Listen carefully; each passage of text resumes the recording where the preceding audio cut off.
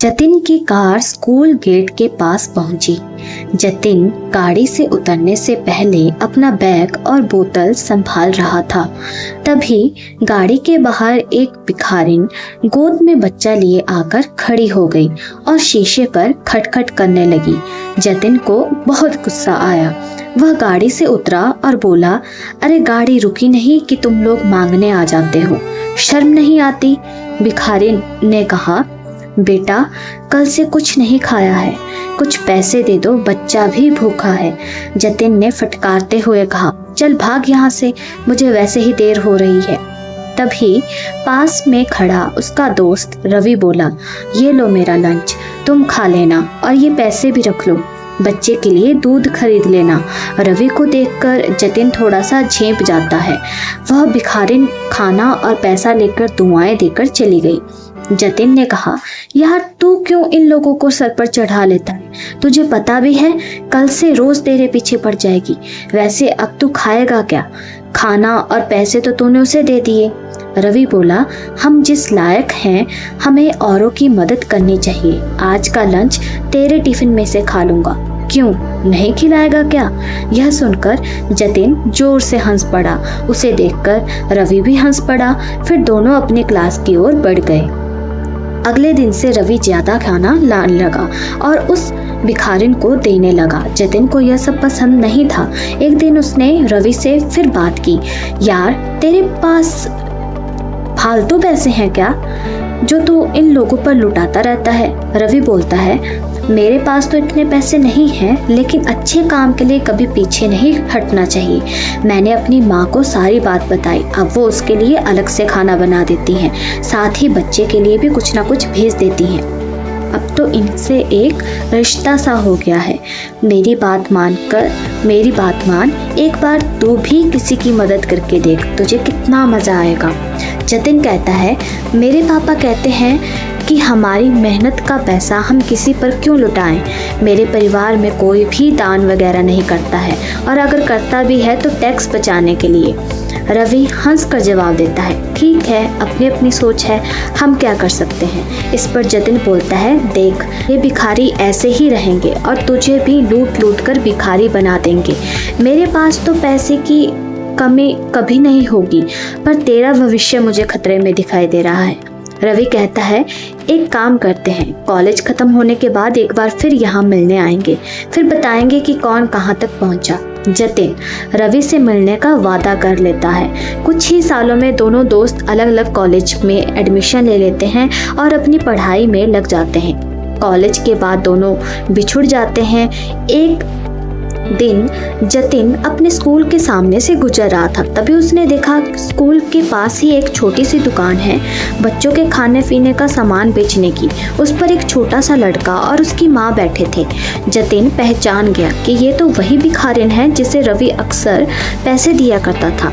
उन्हें देखकर उसे रवि की याद आ गई, लेकिन वह उसे कहाँ ढूंढे। कुछ ही देर में वो अपने ऑफिस पहुंच जाता है। ऑफिस में उसका मैनेजर जतिन से मीटिंग करता है। सर, आपके पापा के जाने के बाद पूरा बिजनेस ही बैठ गया है। एक गलत साइट पर बिल्डिंग बनाकर सारा पैसा डूब गया। अब एक प्रोजेक्ट है, अगर यह हमें मिल जाए तो काम बन सकता है, वरना 2 महीने में कंपनी और घर दोनों ही नीलाम हो जाएंगे। जतिन बोलता है, मैं जानता हूँ, पता नहीं किसकी नज़र लग गई हमारे बिजनेस को। आप इस प्रोजेक्ट की डिटेल मुझे भेज दो, कल उस नए इंजीनियर से मैं खुद मिलकर उसे प्लान समझाता हूँ। हमें किसी भी कीमत पर यह प्रोजेक्ट लेना ही पड़ेगा। अगले दिन जतिन जल्दी से तैयार होकर प्रोजेक्ट की फाइल लेकर सरकारी दफ्तर में पहुँच जाता है। वहाँ वह इंतजार करने के बाद इंजीनियर के कैबिन में पहुँचता है। जतिन बोलता है, सर ये प्रोजेक्ट रिपोर्ट देखिए, हमसे अच्छी बिल्डिंग कोई नहीं बना सकता, एक बार देख तो लीजिए ना सर। तभी वह गौर से देखता है, यह तो उसका दोस्त रवि था। उसे देखकर जतिन बहुत खुश होता है। रवि भी सीट से उठकर उसे गले मिलता है।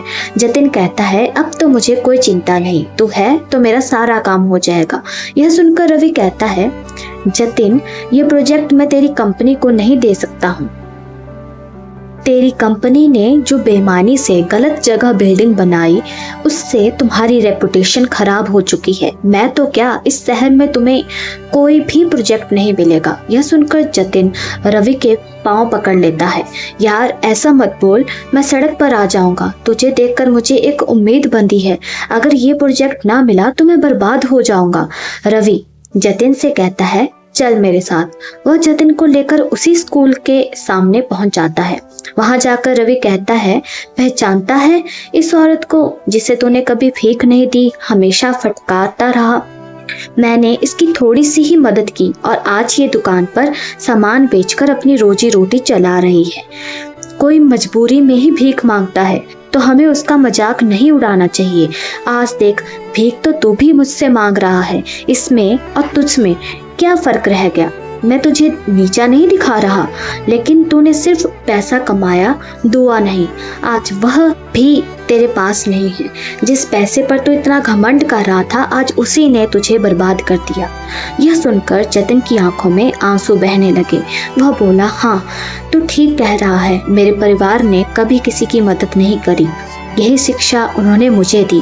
रवि जतिन को लेकर उसी दुकान पर पहुंच जाता है। वह औरत उन्हें देखकर उनके पास आ जाती है। बेटा आप आइए, बैठिए, मैं अभी आपके लिए कुछ लाती हूँ। रवि बोला, नहीं माँ जी, मैं तो बस आपसे मिलने आया था, कोई परेशानी तो नहीं है। वह औरत बोली, नहीं बेटा, आपके कारण हम भिखारी की जिल्लत से बाहर निकल आए।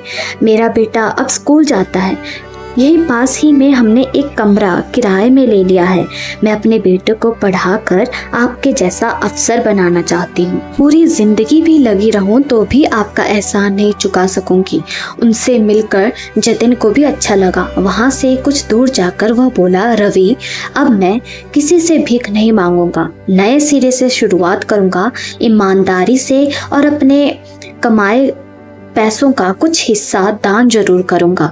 रवि बोला, अगर तू सच्चाई और ईमानदारी से काम करता है तो हो सकता है तुझे मैं ये प्रोजेक्ट दिलवा दूं। जतिन अपने दोस्त को गले लगाकर रोने लगा। इन आंसुओं में उसका घमंड भी बह गया। तो इसीलिए कहा जाता है दोस्तों कि अगर आपके पास ज्यादा पैसे हैं तो उन पैसों का घमंड ना करें, और हो सके तो आप सब भी, आप चाहे जितना भी कमाते हैं, अपनी कमाई का कुछ हिस्सा जरूरतमंद के नाम जरूर करें। इससे आपके काम में प्रगति ही होगी। इसी तरह की और कहानियों के लिए सब्सक्राइब करिए हमारे चैनल फन फैक्ट अड्डा को। मिलते हैं अपनी एक और नई कहानी के साथ, तब तक के लिए शुक्रिया।